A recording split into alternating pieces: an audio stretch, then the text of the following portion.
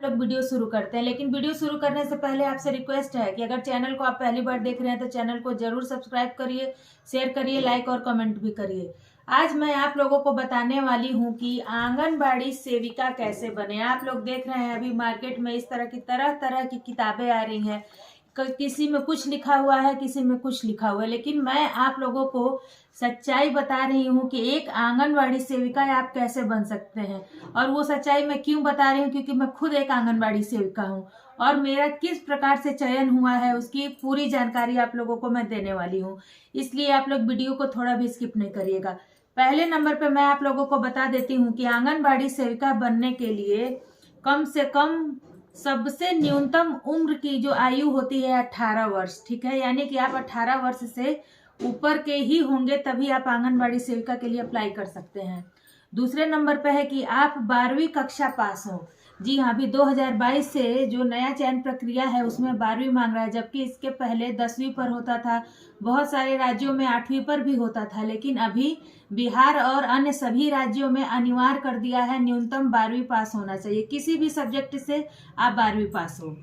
उसके बाद से 12वीं कक्षा जो है आप लोग मान्यता प्राप्त स्कूल से किए हो। जी हाँ, ऐसा होता है कि कई बार हम लोगों को देखने में आता है कि जो 12वीं का एग्जाम लोग कहीं से भी दे देता है, लेकिन आप लोग कंफर्म हो जाइए कि आप मान्यता प्राप्त स्कूल से डिग्री प्राप्त किए हैं।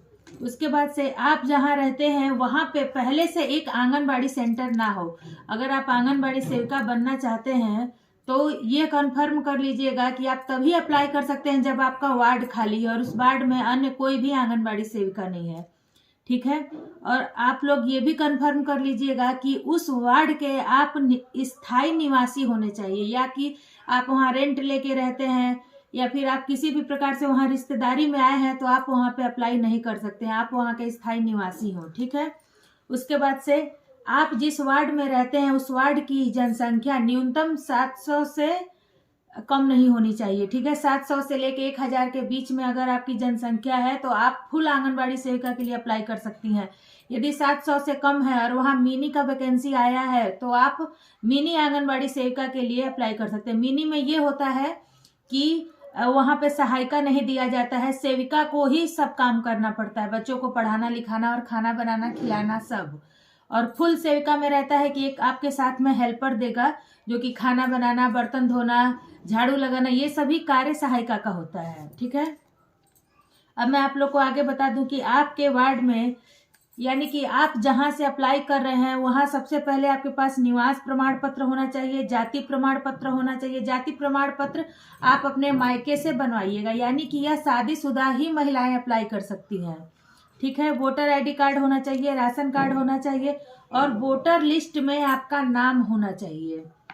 आप अपने ब्लॉक से जानकारी मिलाएंगे कि बैंक यानी कि वहाँ पे वैकेंसी आया है कि नहीं आया है। जैसे कि आप लोग यहाँ कई सालों से हैं जिस वार्ड में और वहाँ पहले से भी कोई आंगनबाड़ी नहीं है और आप लोग सोच रहे हैं कि हम कैसे अप्लाई करें, तो सबसे पहले आप लोगों को ICDS कार्यालय में जाना है। आप जहाँ रहते हैं वहाँ का ब्लॉक खोजिए और वहाँ ब्लॉक के ICDS कार्यालय में जाइए। आपको वहाँ CDPO मिलेंगी और उनसे आप बात करके पूछिए कि हम इस वार्ड से हैं, इस वार्ड में रिक्ति है, वैकेंसी कब आ रहा है, हमें अप्लाई करना है। तो आप ऑनलाइन और ऑफलाइन दोनों कार्यालय से ही सूचना प्राप्त करके आवेदन कर सकते हैं। आपको ऑफलाइन के लिए आवेदन वहीं से मिल जाएगा और ऑनलाइन भी आप वहीं आसपास किसी दुकान से करवा लीजिए या खुद से फोन से कर लीजिए, वहाँ के डाटा ऑपरेटर से करा लीजिए, ठीक है।